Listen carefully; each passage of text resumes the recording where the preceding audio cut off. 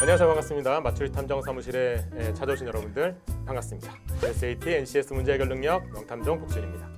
지난 시간에 이제 표 그려서 속성관계라는 그런 문제들 풀어봤어요. 아직 영상 안 보셨으면 위쪽 클릭해 주시면 그 영상들 다시 확인할 수 있습니다. 복습하시는 것도 좋고요. 오늘은 도형 관련 문제 좀 풀어보려고 해요. 이 도형 같은 경우는 실은 NCS 문제 해결 능력에서는 자주 등장하진 않긴 해요. 근데 사기업 인적성에서는 이제 자주 나오는 내용이기도 하죠. 그리고 이 도형은 싫어하시는 분들이 진짜 싫어해요. 호불호가 되게 심하거든요. 아 진짜 돌리고 미치겠다. 그냥 막 이 도형이 왜 이렇게 되는지 모르겠다. 얘는 왜 별인데 쟤는 왜 별이 아니냐. 막 여기서 기억이냐 니은이냐 비슷하게 생겼는데 그게 그거 아니냐. 많이들 힘드시거든요. 오늘도 저만 믿고 이제 따라오세요. 이번 사건도 완벽하게 해결할 수 있을 겁니다. 오늘 문제 한번 보고 오시죠.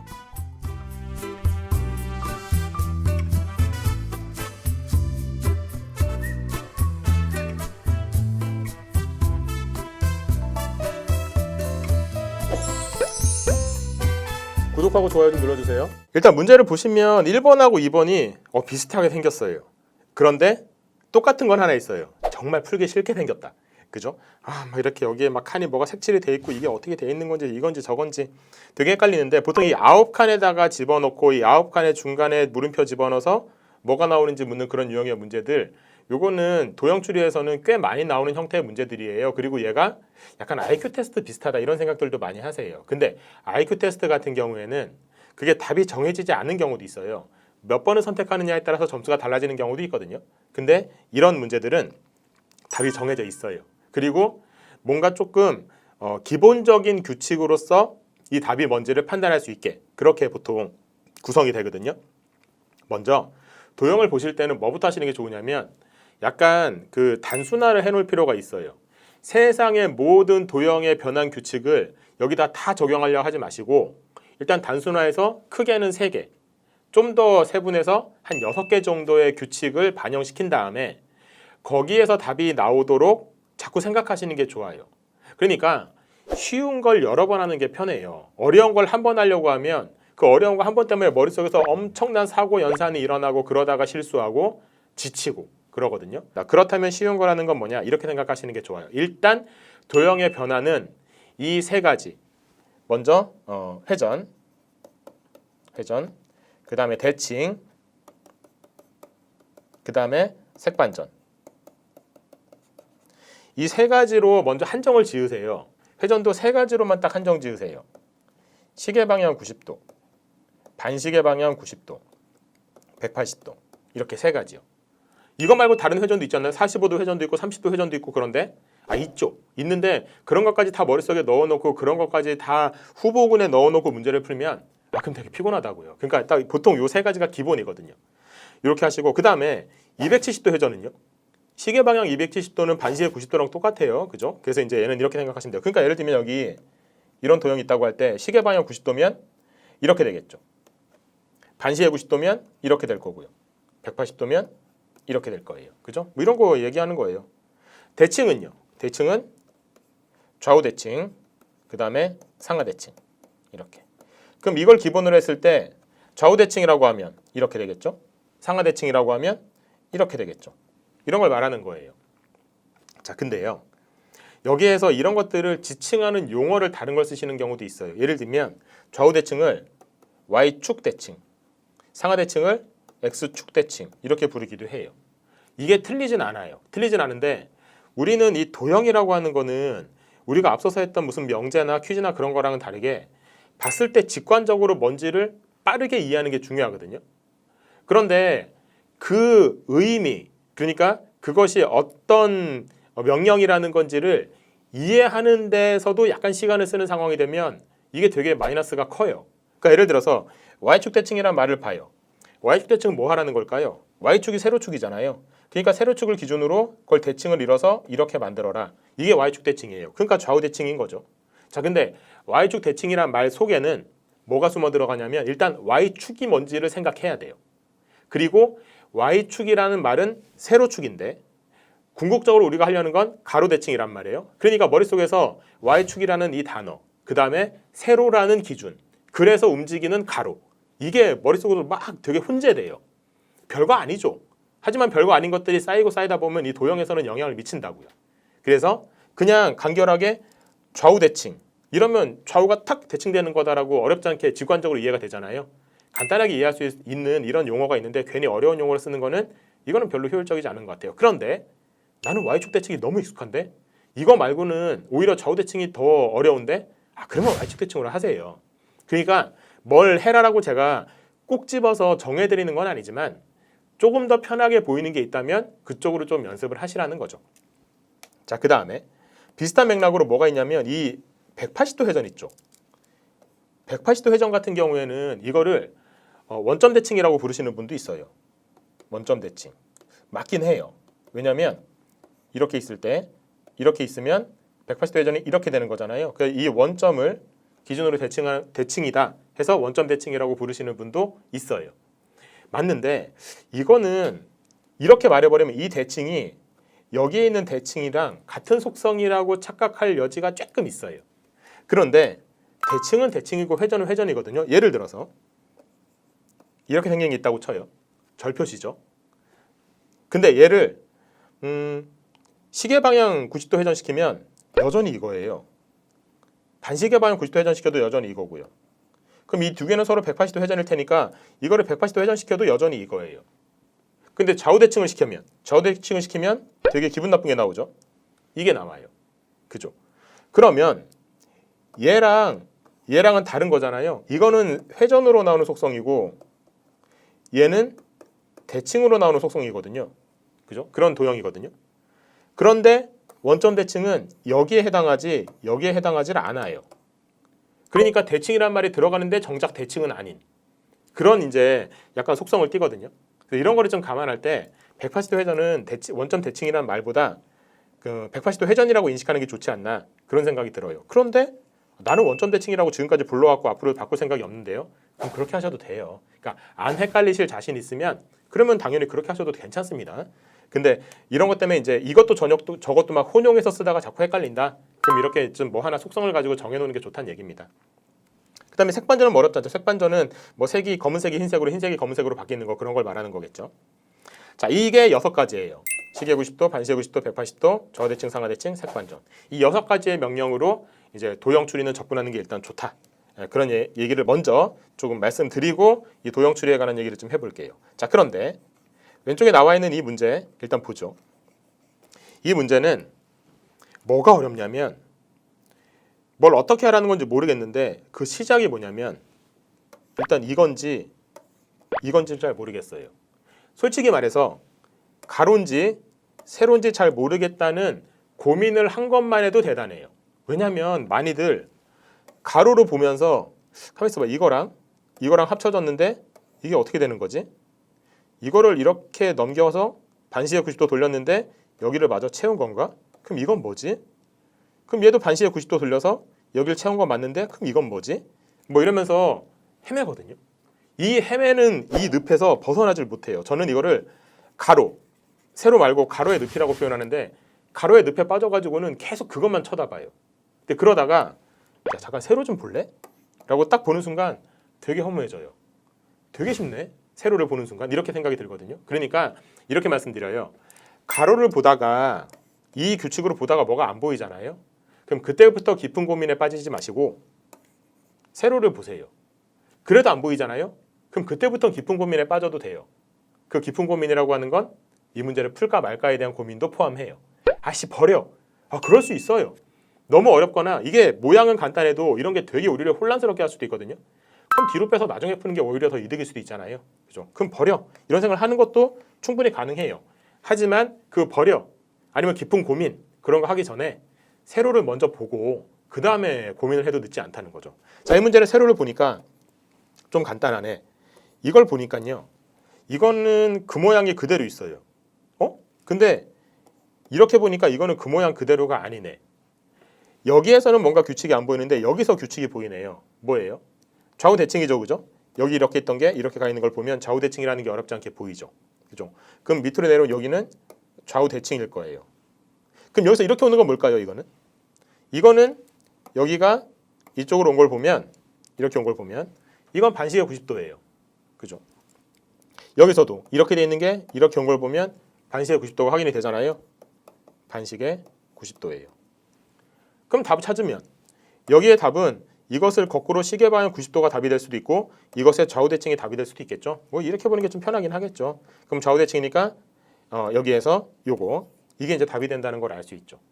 이게 보통은 이런 문제를 풀 때요. 제가 거쳤던 사고의 순서를 일일이 거치진 않아요. 그냥 딱 보면서 보자 오늘 느낌상 이렇게 좌우대칭인데 맞네. 그래서 이게 좌우대칭 이렇게 보통 가는 거지. 가만있어 가로를 볼까 세로를 볼까. 가로는 아닌 것 같으니까 세로를 보자. 세로를 보기로 했는데 여기서는 답이 안 나오니까 여기서 답이 나온다. 그럼 여기서 이제 이것도 마찬가지로 적용해서 이거랑도 맞아 봐가지고 여기에 답이 뭔지를 파악한다. 이 사고를 보통들은 찬찬히 하는 게 아니라 한 번에 묶어서 하거든요. 그리고 도형 추리는 꼭 그렇게 묶어서 해야 된다고 늘 생각들을 하세요. 근데 그게 묶어서 한 번에 되시는 분들은 그게 좋죠. 편하고. 근데 그 한 번에 묶어서 딱 이 도형이 저 도형이라는 게 쉽게 보이시는 분들이 아닌 경우에 그게 진짜 괴로워요. 남들은 쉽게 하던데 왜 나는 이렇게 오래 걸리지? 나만 오래 걸리네. 왜 난 이렇게 태어났지? 막 그렇게 생각하시는데 아니에요. 많이들 어려워해요. 이런 것들을 어려워하는 게 창피해서 말을 안 할 뿐 이게 단순하다는데? 이거 되게 쉽다는데? 남들이 다 그러는데 왜 나만 이러지? 라고 고민하면서 말을 안 하시는데 의외로 이런 거 많이들 어려워하시는 분들 많아요. 차례대로 가세요. 이 체계적으로 가시고 거기서 다시 시간을 줄이려고 노력을 해야 되는 거예요. 항상 제가 수영에다 비유하죠. 수영은 물속에서 빨리 움직인다고 가는 게 아니에요. 정확한 폼을 잡아야 그 다음부터 뭔가 빨리 가는 형태가 정해지는 거잖아요. 말하자면 그죠? 그럼 자유형으로 가던 배형으로 가던 뭐 저변으로 가던 어쨌든 그 폼을 정확하게 익히고 나서 그 다음에 뭐 근력을 키우고 속도를 키우고 하는 거지. 그냥 물속에서 손 빨리 움직여 그런다고 빨리 가는 게 아니잖아요. 마찬가지예요. 체계를 먼저 잡고 거기서 그 다음에 속도 그 다음에 거기서 뭐 익숙함 이런 걸 찾아야지 그냥 밑도 끝도 없이 빨리 뭐 이런 거 자꾸 하시면 안 돼요. 자, 얘는 답이 어렵지 않게 1번이라는 걸 확인했어요. 자, 근데 비슷한 문제 아닌가? 2번 문제? 이런 생각이 들어요. 왜냐하면 처음에 이게 똑같거든요. 이게 똑같아요. 아 그러면 얘도 그럼 세로로 보면 되나 보다. 세로로 보니까 이것도 이상해요. 이거 이상하잖아요. 이렇게. 근데 이거는 뭔가 회전이나 대칭으로 설명이 안 돼요. 그죠? 왜냐하면 이렇게 봐도 이게 회전이나 대칭으로서 이렇게 될 리가 없고 색반전도 아니에요. 얘도 그렇죠. 회전이나 대칭 아니고 색반전도 아니에요. 그럼 건너뛰어서 이거는 반시의 90도네. 그죠? 이게 여기 이 부분이 이쪽으로 왔으니까. 그럼 얘도 반시의 90도에서 이렇게 되는 거 찾으면 되겠네. 있지도 않아요. 선택지에. 그리고 이런 추론의 가장 큰 문제는 뭐냐면 얘는 또 배제돼요. 이거는 생각하지도 않잖아요. 그래놓고는 대충 풀어놓고는 뭐 맞나 보다. 가운데 거는요? 물어보면 그건 잘 모르겠고요. 뭐 이래요. 문제를 낼 때 보통 이렇게 아무것도 연관이 되지 않는 필요가 없는 그림은 잘 안 넣어놔요. 그러니까 그런 것까지 다 설명할 수 있도록 일단은 그 규칙을 찾아내시는 게 좋아요. 자, 근데 얘 같은 경우에는 회전이나 대칭이 아니다라고 하면 뭐냐면 이건 재료와 결과물의 관계일 가능성이 높아요. 재료와 결과물. 그러니까 어떤 재료를 가지고 이렇게 합쳤더니 이쪽에 결과물이 나왔다. 뭐 이런 거죠. 자, 그러면 재료와 결과물의 관계라고 하면 보통 뭘 하시냐면 합쳐가지고 뭐 중복된 건 지운다던가 아니면 합친 것 중에서 중복된 것만 표시한다던가 뭐 이런 식으로 말로 여러 가지 설명하시는데 전 이거는 이렇게 좀 하자고 추천드리는 편이에요. 이거거든요. 11, 10, 01, 00 이걸 하자고 좀 추천드리는 편이에요. 무슨 말이냐면 어떤 두 개의 재료가 있을 때 두 개의 똑같은 위치에 둘 다 색칠되어 있는 건 이거, 앞에 것만 색칠되어 있는 건 이거, 뒤에 것만 색칠되어 있는 건 이거, 아무것도 색칠되어 있지 않은 건 이거 했을 때 그 결과를 이렇게 적는 거예요. 그래서 그걸 가지고 뭔가 계량화 시켜가지고 그 의미를 우리가 이해를 하자는 거죠. 자, 예를 들어서 자, 이것이 한번 세로인지 가로인지 모르니까 세로를 먼저 볼게요. 이렇게. 그러면 11이 어딘지 한번 찾아볼까? 11은 여기하고 여기가 11이다. 그죠? 둘 다 있잖아요. 그럼 여기는 있는 거다. 그죠? 1이네요. 일단 눈에 보이는 것만 먼저 해요. 그 다음에 1, 0은 어디 있냐면 여기 있네. 1, 0. 그럼 이건 1이네요. 그죠? 이렇게 되고 같은 위치에 있는 걸 생각하는 거예요. 0, 1 같은 경우에는 여기가 있네요. 0, 1. 이건 0이네요. 그죠? 이렇게 했고 0, 0은 여기 있네요. 0, 0. 이건 1이네요. 1. 이렇게 했거든요. 자, 근데 이거 맞아요? 이게 맞으려면 나머지 칸도 다 맞아야 돼요. 근데 지금 이거 해보면은 이거랑 안 맞는 부분이 생겨요. 예를 들면 여기가 1인데 0이잖아요. 그럼 이거는 이걸로 딱 일반화시킬 수가 없잖아요. 그럼 이거는 세로는 아니구나 라고 생각하고 넘어가는 거죠. 그럼 어디로? 가로로. 자, 그럼 봐요. 여기에서 1, 0이 내 눈에 먼저 보이네요. 그럼 먼저 보이는 거 하면 되죠. 1이잖아요. 이렇게 되고 그 다음에 여기가 1, 1이면 0이네요. 그죠? 0하고 0을 찾아야 되겠죠? 0일 어디 있나요? 여기 있네. 0, 1, 1이네요. 그죠? 1. 00도 찾아야 되겠죠? 여기 있다. 0, 0일 때 0이네요. 이렇게 일반화시켜 봤거든요. 자, 근데 나머지 칸도 맞는지 봐야 되는데 여기 볼까요? 0, 0일 때 0이다. 맞아요. 그죠? 1, 1일 때 0이다. 맞아요. 0, 1일 때 1 맞고요. 1, 0일 때 1 맞고요. 0, 1일 때 1 다 맞아요. 그죠? 그럼 이거는 이제 이 규칙이라고 단정 지어도 돼요. 자, 근데 이렇게 해서 딱 표시를 했는데 이걸 보는 순간 뭐 이렇게 어렵게 하냐? 이거 그냥 합친 다음에 중복된 거 지운 거 아니에요? 그렇게 빨리 보이시는 분들은 그렇게 해도 된다고요. 무슨 말이냐면 이걸 합쳐요. 그러니까 여기에다가 이걸 합쳐볼게요. 그럼 여기가 이렇게 합쳐지잖아요. 그다음에 여기가 이 니은자가 여기 합쳐지잖아요. 이렇게 합쳐져요. 그래서 이거랑 이거를 빼요. 그러면 이렇게 되잖아요. 이게 여기 있잖아요. 이거 아닌가요? 네, 맞아요. 근데 그게 잘 보이시는 분들은 그렇게 눈으로 도형으로 이해하면 되지만 그게 잘 안 보이시는 분들은 좀 전에 한 것처럼 이런 식으로 그냥 계량화시키는 것도 되게 빠르게 판단할 수 있는 방법이라는 거예요. 됐죠? 그럼 이렇게 따지면 이제 합친 다음에 중복된 건 지우고 나머지를 표시한 거다라고 해도 되고 이렇게 해도 되고 어쨌든 이걸 가지고 우리는 여기서 그걸 찾아내면 되는데 여기서 그걸 한 번 더 검증 받는 것도 좋고요. 어쨌든 여기도 해보면 이 규칙이 맞다는 걸 확인할 수 있을 거예요. 자, 그럼 이걸로 가보시면은 답을 내야 되잖아요. 답을 낼 때에도 여기에서 결과물을 결국 내야 되니까 여기다 좀 그림을 그릴게요. 결과물을 내야 되니까 1, 0이니까 1이겠죠? 이렇게. 그 다음에 0, 1이니까 1이겠죠? 여기 이렇게. 자, 이 정도만 하고요. 선택지로 가세요. 그럼 여기 이렇게 돼 있는 건 얘밖에 없잖아요. 나머지는 없잖아요. 그죠? 그러니까 이게 답이지. 해서 이렇게 이제 답을 내시면 돼요. 어때요? 약간 뭔가 체계적으로 돌아가는 느낌이 있죠. 그냥 보고 중복 삭제고 나머지만 있는 거니까 그 그림 찾아. 이렇게 하는데 실은 이게 답이 이렇게 되긴 해요. 근데 이렇게 돼 있는 거를 찾아내는 것도 한 이런 과정을 다 거쳐야 되고 그리고 그림 중에서 만약에 비슷비슷한 그림이 있으면은 이거랑 비슷한 그림을 찾는 것도 일이거든요. 그러니까 이 부분만 보고 아닌 부분은 지워나간다 해서 아니고 아니고 아니고니까 얘가 답이구나 뭐 이런 식으로 판단하는 그런 맛도 좀 있어야 된다는 거예요. 도형 추리 싫어하시는 분들은 진짜 이게 잘 되시는 분들은 이게 뭐 대단하다고 하는데 안 되시는 분들은 이런 거 하나하나가 되게 소중해요. 지금 그 다음 문제는 이건데 얘는 이제 대놓고 도형을 회전시키는 그런 유형의 문제죠. 자, 근데 이게 어떤 명령인지부터 정확하게 익혀야 되는데요. 이것과의 관계와 이것과의 관계를 보면 되는 건데 먼저 명령의 정의 저는 4등분하라고 보통 말씀드려요. 4등분하면 어디서 어디로 갔는지가 좀 쉽게 보이거든요. 그 중에서 다 보지 마세요. 일부분만 보세요. 편한 거. 좀 특정되는 거. 그래서 이걸 가지고 이게 이쪽으로 갔다는 것만 눈에 보세요. 그럼 예를 들어 여기 있던 게 이렇게 표시할게요. 이렇게 갔잖아요. 이거 뭐겠어요? 이거 대각선으로 움직이는 건 보통 180도라고 생각하면 거의 맞아요. 그래서 180도 확인하고 그럼 이거를 180도 움직인 걸 찾아야 되거든요. 자, 이거 180도 움직인 모양 이 중에 어디 있어요? 라고 하면 이게 또 괴로우신 분도 있거든요. 자, 그럼 어떻게 하냐? 역시 또 4등분해요. 그럼 이게 대각선으로 가니까 이쪽으로 가야 될 거 아니에요? 일단 네모가 오른쪽 위로 가 있는 거 찾으세요. 아니죠? 아니죠? 이거 아니죠? 얘도 아니네. 그럼 얘가 답이겠네? 해서 이렇게 그냥 답이 끝나는 경우도 있어요. 근데 만약에 답은 3번이에요. 실제로. 여기에 이게 예를 들어 또 있다고 치자. 그러면 또 하나 찾는 거죠. 180도 되면 이게 이쪽으로 가야 될 거 아니에요? 여기가 색칠돼야 되죠. 그런 색칠 없잖아요. 여기 있잖아요. 그러니까 이게 답이구나. 얘는 마저 지워지고 뭐 이렇게 할 수 있다는 얘기예요. 그러니까 도형에서의 답을 찾아낼 때는 맞는 게 맞는 이유보다 아닌 게 아닌 이유가 더 쉬워요. 왜냐하면 맞으려면 이 도형은 이 부분도 맞고 이 부분도 맞고 저 부분도 맞고 이 각도도 맞고 색깔도 맞고 다 맞기 때문에 맞아요 라고 증명할 수밖에 없는데 잘못된 거는 요거 조금 잘못됐어요 라는 거 하나만으로도 이건 지워버리면 되잖아요. 틀린 게 틀린 이유가 훨씬 쉬워요.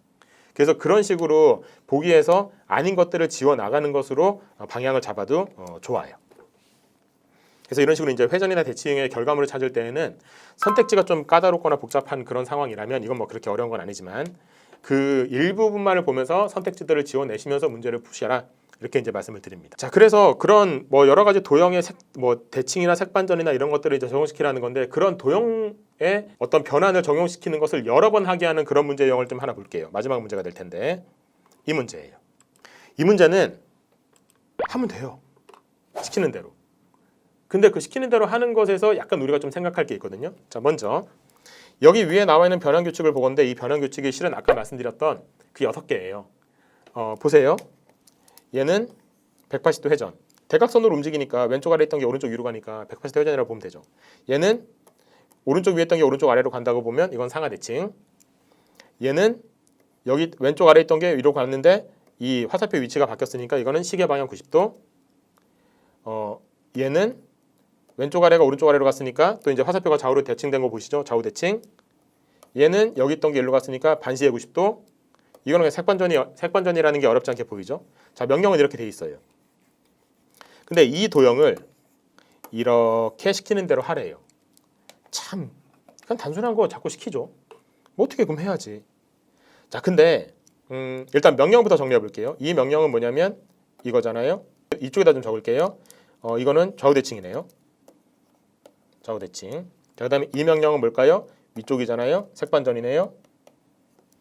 이 명령은 왼쪽이잖아요. 시계 90도예요. 이거는 뭐 하라는 걸까요? 두 개를 그냥 합쳐놓은 거예요. 근데 뭐가 1이고 뭐가 2일까요? 보이시죠? 1은 이 밑에가 1이라는 게 어렵지 않게 추론이 되죠. 2는 이 뒤가 2겠죠. 그죠? 1이 뒤가 될 수는 없잖아요. 뒷부분에 이게 1이라는 숫자가 뒷부분에 가 있질 않으니까. 그럼 아랫부분이 1이고 뒷부분이 2라는 걸 알 수 있어요. 그 아랫부분 여기 있네요. 이건 180도예요. 이게 반시계 90도죠. 자, 요거는요. 오른쪽이잖아요. 이거는 상하대칭이에요. 자, 이렇게 되거든요. 이 명령이에요, 지금. 이거를 이렇게 쭉쭉 하라는 얘기거든요. 자, 근데 이런 걸 하실 때 이 그림을 보니까 이 그림이 요 그림을 그대로 여기다 그려두고는 이거를 하고 있으면 너무 비효율적일 것 같아요. 그죠? 뭐 이렇게 생겼구나. 이렇게. 이거를 좌우 대칭이 되면 이게 이렇게 그려져야 되고 이걸 다 그리고 앉았어. 그림 그리는 것도 아니고 지금 미술 시간도 아니고 이러고 있을 수가 없잖아요. 그죠? 그래서 어떻게 하는 게 좋냐? 이걸 단순화시키시는 경우도 있어요. 뭐냐면 예를 들어 여기 아랫부분 이렇게 돼 있는 거 있죠. 요것만 딱 보자는 거지. 이렇게. 좌우 대칭이잖아요. 이렇게. 색반전이잖아요. 그럼 여기가 이제 흰색이 된다 해서 뭐 이렇게 표시를 한다고 치고 시계 방향 90도면은 이렇게 되겠죠. 시계 방향 90도. 180도네요. 이렇게 되겠죠. 반시계 90도네요. 이렇게 되겠죠. 상하대칭이네요. 이렇게 되겠죠. 그죠? 그럼 이렇게 돼 있는 걸 찾는 거죠. 이게 색반전 돼 있는 거. 하얀 부분이니까 이게 2번 뭐 이렇게 이제 판단이 되거든요. 자, 이렇게 하는 방법도 있긴 한데 이거는 일단은 문제가 뭐냐면 단순화 시켰다고는 하지만 어쨌든 간에 어떤 특정한 도형을 가지고 뭔가를 하잖아요. 그래서 뭘 하는 게 좋냐면 저 같은 경우에는 이거를 이렇게 좀 말씀드려요. 어차피 얘는 우리가 처음이랑 끝에 결과물만 알면 돼요. 그러니까 여기에 뭐가 오는지만 알면 된다고. 그리고 처음에 거랑 비교만 하면 되잖아요. 그래서 이런 거 할 때 여러분들은 하나 도형 같은 걸 정해 놓으세요. 이런 문제가 나왔을 때 써먹을 도형. 저는 아까 살짝 보여드렸지만 숫자 1 이걸 쓰는 편이에요. 이걸 써가지고 시키는 대로 막 하세요. 막 해요. 그 다음에 제일 마지막에 나오는 결과물 있잖아요. 여기 있는 거. 이것만 딱 답에서 찾아내면 된다는 얘기거든요. 한번 해볼게요. 좌우대칭이에요. 이렇게 되겠죠. 색반전이에요. 이렇게 되겠죠. 시계 방향 90도 이렇게 될 거예요. 180도 이렇게 되겠죠. 자, 반시계 90도예요. 이렇게 되겠죠. 상하대칭이에요. 이렇게 되겠죠. 그럼 원래 거에서 이게 원래 거잖아요. 원래 거에 색반전이 일어난 거.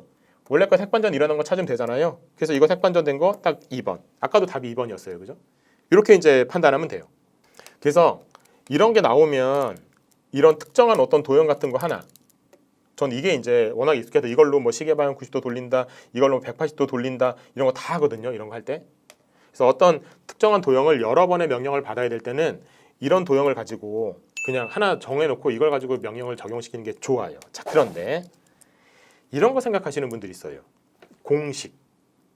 모른지리 공부라고 하는 거는 시간의 단축이고 그러려면 이거를 다 이런 식으로 하고 앉아있는 거는 상당히 미성숙하다. 실제로 인적성적인 스타일로 문제를 풀려면 이런 걸 공식을 이용해서 좀 줄이는 걸 할 줄 알아야지 라고 생각하시는 경우 있어요. 예를 들어서 이런 거요. 시계 방향 90도 더하기 반시계 방향 90도 이거 해보세요.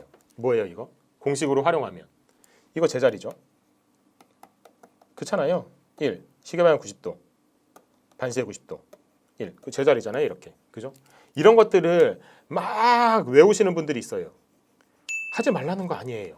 괜찮아요. 괜찮은데 좀 알고 하세요. 뭘 알고 하셔야 되냐면 공식이라고 하는 게 일단 첫 번째 그 여러 가지 공식들을 외워야 돼요. 예를 들면 여기 180도 더하기 상하대칭 있잖아요. 이거 뭔지 아세요? 180도 더하기 상하대칭 해볼까요? 이렇게 있잖아요. 180도 이렇게 되겠죠. 상하대칭 이렇게 돼요. 그러니까 이거는 좌우대칭이에요.